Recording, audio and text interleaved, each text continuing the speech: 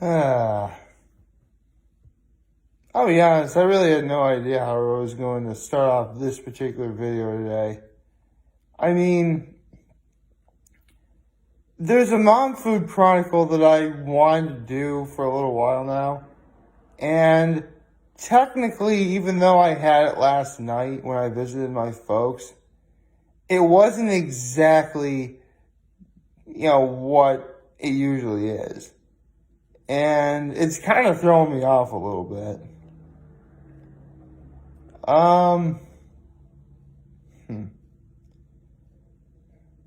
Plus, I just did the Mom Food Chronicle on mac and cheese, which was something I was building up to for quite a while.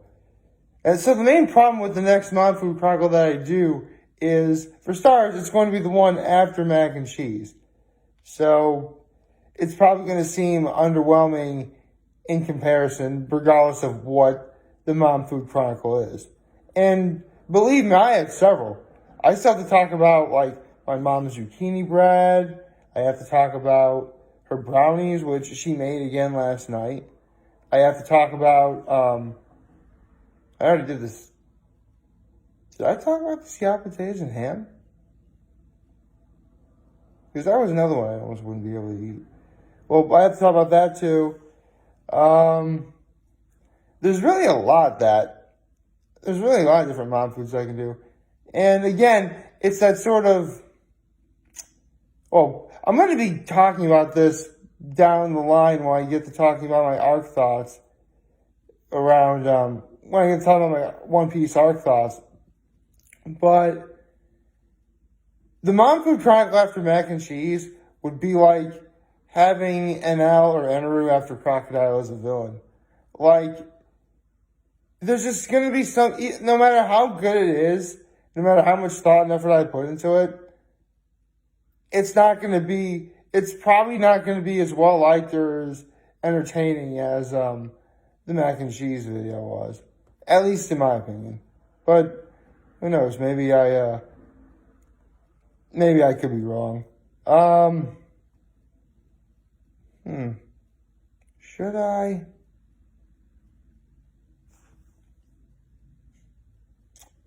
You know what? I might as well rip off the Band-Aid. Might as well. Get over with. Plus, I did have it last night, so I guess it'd be okay to talk about another Mom Food Chronicle. So, what Mom Food Chronicle did I have last night? Well, I'm actually not going to say what specifically it is just yet, because I want to build up into a story for it. Now, I'll give you guys a hint. This Mom Food Chronicle is one that, for starters, I'm sure a lot of people have had. But in my case, I had heard about this food on so many different shows, media, all sorts of stuff growing up. I had. And when you first hear what it is, it just sounds so... To say it sounds unappealing is rather an understatement, because you just hear the name and then you're just like, okay, you either really like the idea of how it's made or you hate the idea of how it's made. You either like how it looks or hate how it looks. But then you realize there's a musician named after this food. That's right, folks. We're talking about good old-fashioned Meatloaf. Yes, it is Meatloaf today. Or, all right, fine, might as well get this part over with. Mom, the Meatloaf! Okay. I hope somebody gets that Wedding Crashers reference. Anyway, so yeah, again, when it comes to Meatloaf, I'd watch cartoons talking about Meatloaf. I'd watch shows talking about Meatloaf. I hear Meatloaf up in conversation. What on earth is Meatloaf?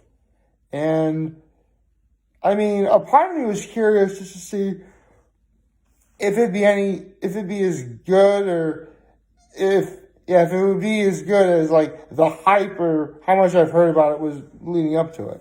Because, sometimes you could get completely overwhelmed with hype and then have the results be, someone on the mediocre side. And so, remember the other day when I talked about mac and cheese, I talked about how one of the main reasons why, like, we stopped having Kraft macaroni and cheese whenever, like, my mom would make it was because I kept asking about, foods that, I wanted to try. This is one of those foods. Like, eventually she started making meatloaf more often, stuff like meatloaf more often, as opposed to, other things that I grew up with. So, the fact I said that probably dictates that I really do like it. And, yeah, I do. Of course I do. Because, again, it really was here's the thing. My mother's meatloaf recipe, I believe, comes from, like, one of those old-timey, like, Betty Crocker cookbooks. Like, seriously, this Betty Crocker cookbook is so old. It came in, like, the sort of notebook-style metal binding. Like, when notebooks you have, like, in school, have, like, that metal coil that holds, like, everything together. Like, it was that kind of cookbook with, like, some of the pages ripped out or missing. Actually, I take it back. No pages were missing, but she would just, like, stuff it with other recipes she, like, found from, like, friends and neighbors, stuff like that. So, so it probably looked as if it was, like, old and tiny when maybe it probably was, just really wasn't as, but because of the, other stuff she put in there in terms of, like, recipes that she found and written down, and I guess it kind of makes sense that she would stick them in the recipe book, just because, again, it is a recipe. It's not in the book, but, you can simply stick it in there somewhere.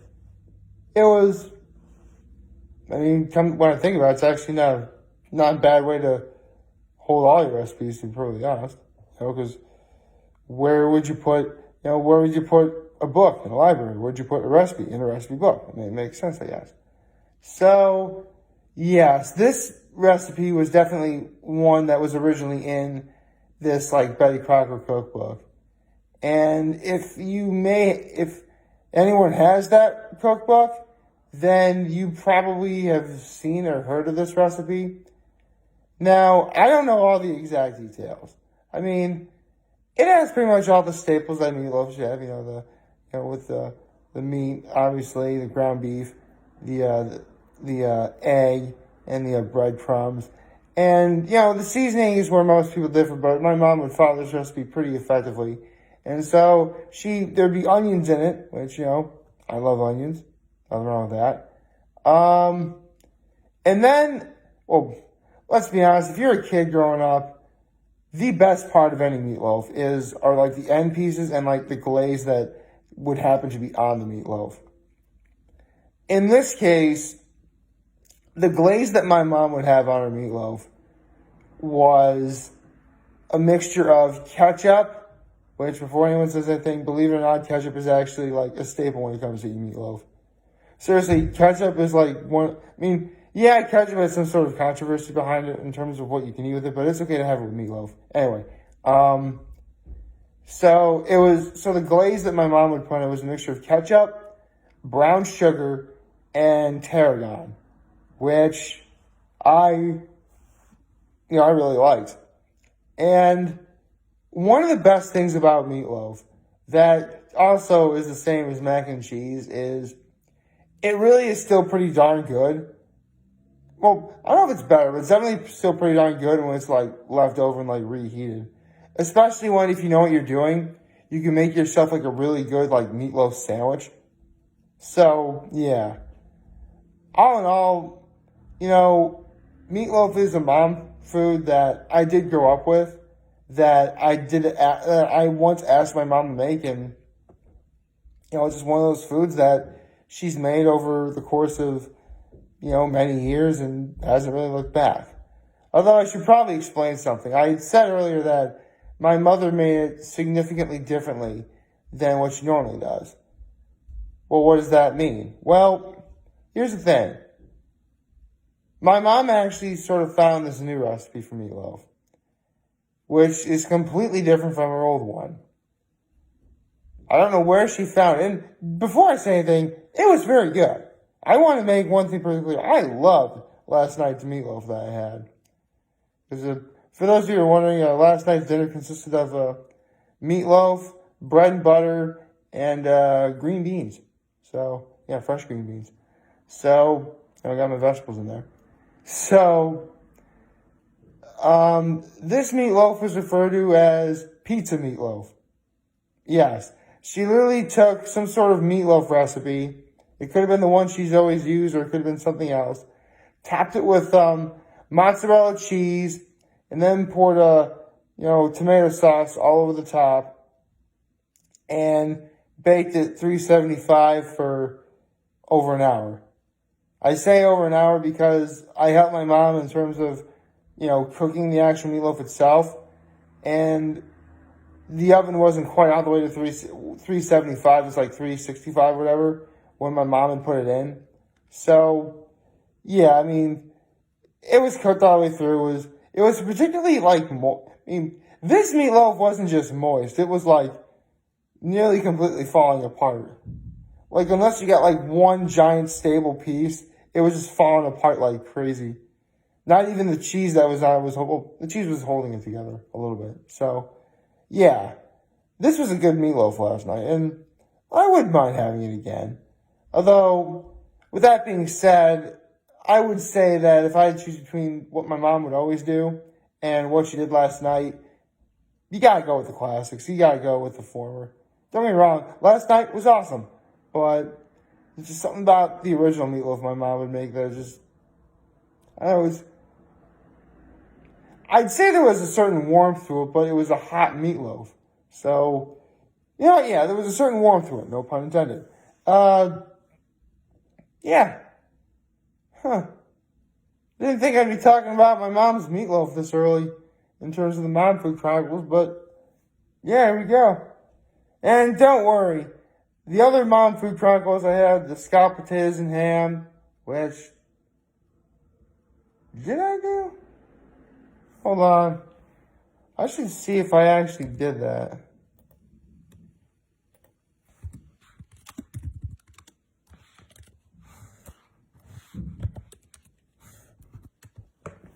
Hold on.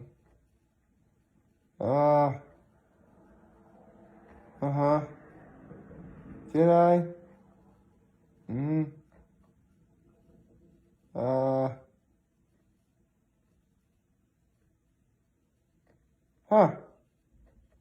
No, I didn't. I didn't do the scalloped potatoes and ham. Sweet. So, yeah. The scalloped potatoes and ham is something I'll probably talk about eventually down the line. I mentioned the zucchini bread, her brownies. I have several things to do, so I think I should be pretty good in terms of, not good, there's lots of mom foods I haven't done yet. But I once said this earlier, there's actually a special brand of mom foods I'm saving nearly for the very end. And I'd rather keep it that way. Let's just say if you've been watching my videos for at least this calendar year, you may have some ideas to what they're about. Just know that, they are near and dear to me, and I want to save them for, the very end. And I will do that. But, I really get to a lot of the other mom foods that I had growing up. And I guess I could probably do because here's the thing about mom food that I mentioned before. Yes, my mom did make pretty much all the foods I've talked about in the Mom Food Chronicle so far. But, sorry, I just wanted to share that. Yeah, my mom made them, but mom food doesn't have to be made solely by your mom. Really, if it's food that you grew up with, have a soft spot for, or like, or, really want to make yourself a lot, those are that's what mom food is. And again, it doesn't need to be made by your mom. It could be your dad, it could be maybe a sibling made something for you, aunt, uncle, grandparents, guardian, whatever. Pretty much if it came from a place of love, it's going to be considered mom food. So, I guess with the number of Mom Food Chronicles that I've done so far, one would argue that, you only have this many, your mom may not love you very much. Well, trust me, I've really only just gotten started with the Mom Food Chronicles. There's a lot of them. But we'll get to each one when I guess I decide to talk about them. I guess. So, yeah. Honestly, if you're new to watching me, feel free to like, favorite, share, comment, subscribe. I'd appreciate that. Follow me on social media platforms. I'm on stuff like, Instagram and, Twitter and Tumblr and Facebook and stuff like that. So that's really good. And other than that, I'm very humbled to make this video for all of you guys watching the show today. And hopefully you have a wonderful, wonderful Tuesday. And remember, if you guys want to talk to Gemma's going to be here to let you know. Take care, make good choices. And I do not think I did the intro. Happy Tuesday, everybody.